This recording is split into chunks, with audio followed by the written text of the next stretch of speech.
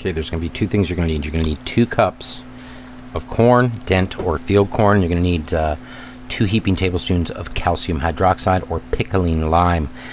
Put your corn in a pan, fill it with water, swish it around. A lot of debris is going to float to the top.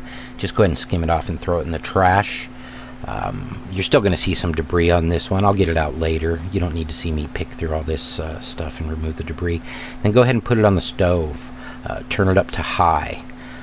While you're doing that, you're going to go ahead and mix your water and your calcium hydroxide. 2 cups water with your calcium hydroxide. Be careful, this stuff's caustic. Don't get it in your eye. If you think you're going to get it in your eye, don't do it.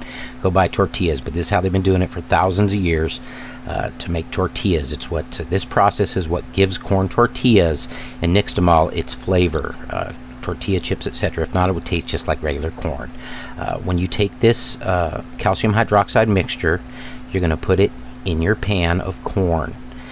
When you do this, this is pretty cool. You're going to watch the color change from a blunt yellow to a vibrant yellow as soon as you dump it in. Boom, there it is. Look at that. The process already started. It's a chemical change, and it eats the pericarp off the outside of the corn, and it turns it into nixtamal, a nutrient-rich food. Whereas corn really isn't that, doesn't really have that much nutrition in it. Go ahead and cook this for 30 minutes on high. Then cover it. Put a plate, put a cover on it, whatever. Look at that color on there. And slide it to the back of the stove. Leave it for 24 hours. It's a 24-hour process. You're going to want to let it just soak in that live water. Here's a graph. Kind of, it's not a graph, it's a diagram. Shows you the process of how it's done. And then you have, if you look off to the left, you'll see that corn. It's dent corn. See a little dent in the side? That's why they call it dent corn. And then you have your nixtamal right next to it. White folks in the South call it hominy. They make grits out of that. They dry it and make hominy grits. People down south of the border, South America, have been making tortillas the same way for thousands of years. It turns regular corn into a nutrient-dense food. Okay, our corn's been sitting for 24 hours. Let's pull the lid off and look at it. You can see how much it's plumped up overnight in the 24 hours. We're going to go ahead and rinse this off. The water's pretty dirty. You can see it there too. It's some slimy stuff, but just rub it in between your hands. I'm only using one right here just because I'm holding the camera with the other one, but you can do a much better job if you rub it in between both your hands. Look how slimy that is.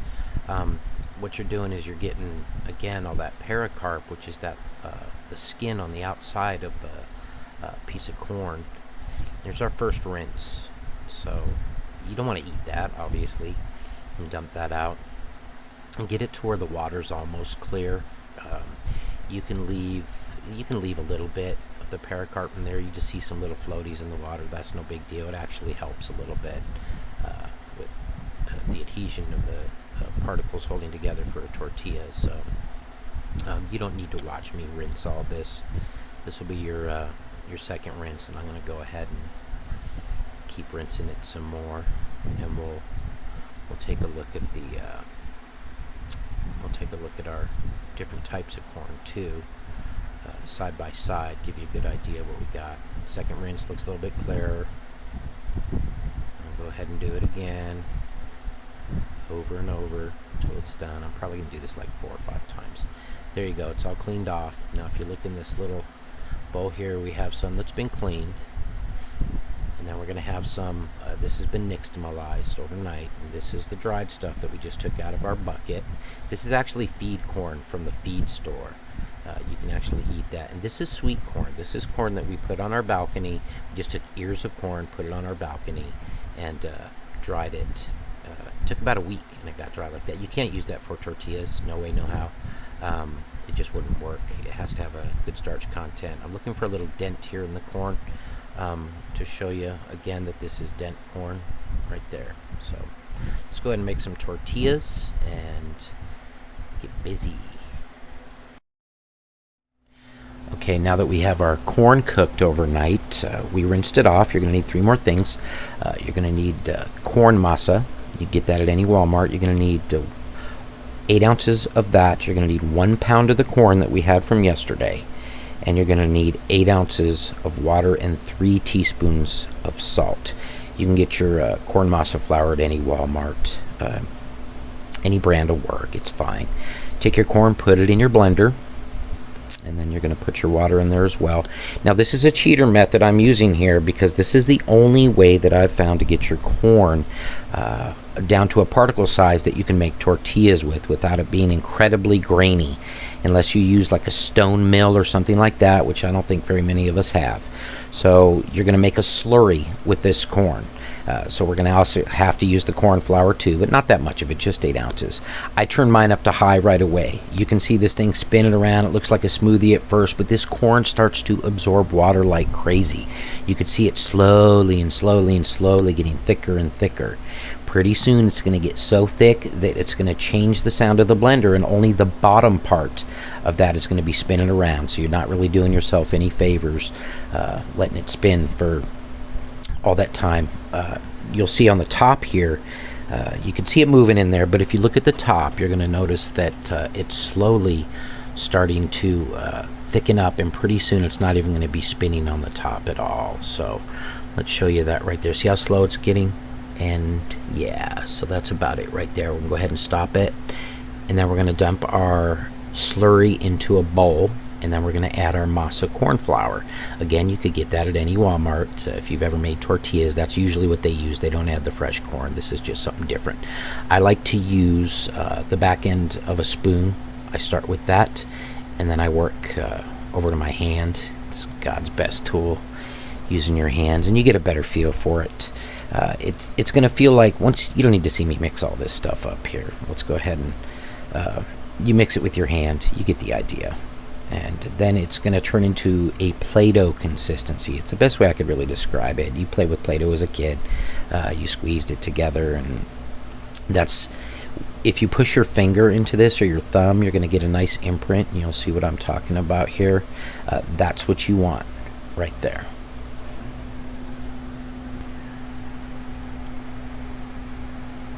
Okay, our masa's been sitting for 20 minutes.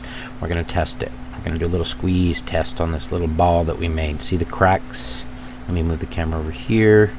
Squeeze it, and cracks. That means it's too dry. This product is way too dry. So we're just going to add a little bit of water, mix it in, and let it sit another 20 minutes.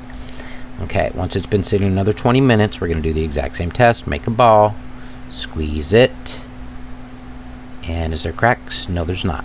It's good. Okay, now that we got our masa where we want it, you're going to need a tortilla press. Yeah, I know, tortilla press. This is a must-have. You have to get a tortilla press if you're making corn tortillas. Flour tortillas, not so much. And you're also going to need a Walmart bag. I know it sounds stupid, or any grocery sack will work, but you're going to go ahead and cut it so it fits on your tortilla press, because that's what you'll be pressing your little balls of masa in between. Ziploc bags, they don't work. They're too thick for whatever reason. So get yourself one of those too. Okay, once you have your corn masa where you want it, roll them into little balls, flatten them just a little bit into discs. Put a sheet of plastic down, put your ball on top of that, put another sheet of plastic on top from your fancy Walmart bag. Close your press, push it down. There you go. Give it a couple pushes, lift it up. Peel your plastic off one side, and then you're going to hold it in your other hand and put the tortilla on the comal. And we'll go ahead and do that again.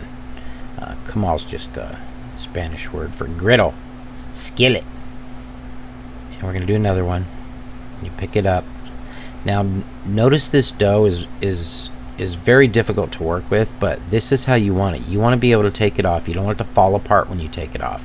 If it falls apart, it's too wet. If the dough feels wet, it's too wet. See how I can manhandle that a little bit? I mean, it's pretty fragile, but you can still manhandle it. And then pop that down there. If you don't want to flip them with your hand, I usually put them on there for like 15 seconds one side, 15 seconds another side, then another 15, 20 on the other side.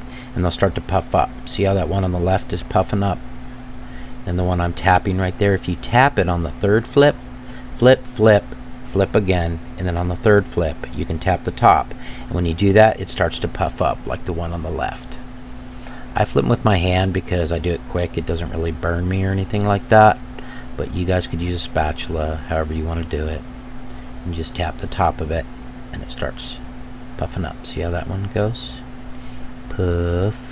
And it makes them nice and airy. It kind of steams it from the inside.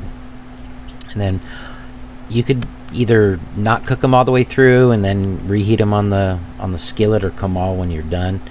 I like to put them in between 2 tea towels, and they actually steam and cook a little bit more, and they get nice and moist. Look at these 2 are puffing up. That's exactly what you want. These are going to be rustic tortillas. These aren't going to be like the ones you get in the grocery store. The texture is going to be, they're actually very good. The texture is a little more rustic than the ones you get in the grocery store, but they use stone mills to grind theirs. So, and then you just do the exact same thing, rinse and repeat until you get all your tortillas on your comal. Keep putting them inside your 2 tea towels, and they're getting steamed as they do that as well. And then you go press some more, then you bring them back, flip. Remember, 3 flips. Sometimes I forget, and I'll do more than that just because I get antsy, because that's just my personality. But that's basically what you want to do. These aren't going to be all the same size tortillas either. Look at the fluffing on that one. That one's all puffed up. These are great for tacos, tostadas. You deep fry one of these, it's going to taste totally different the ones you get in the store. You get a rich corn flavor that you don't get from a store-bought tortilla, which is, once you do this, you'll be like, oh my god, I can't believe I haven't done this before. See how they puff up again? That's what you want. Push on it, play with it, whatever. Have fun with it. Have fun with your food. So we're going to go ahead and button all these bad boys up. Again, use a spatula if you don't have asbestos hands like I do. You get a good dozen, I would say. A little more. I've eaten a couple of these already. So leave them in the tea towel till you're ready to use. These are best used fresh if you want. You can store them. They won't last as long as the store-bought ones because they don't have all the preservatives and stuff like that in them. Give it a try. Let me know what you think. Hit like on there. I'll leave the recipe down in the header too. Thanks for watching, you guys. Talk to you later. Bye.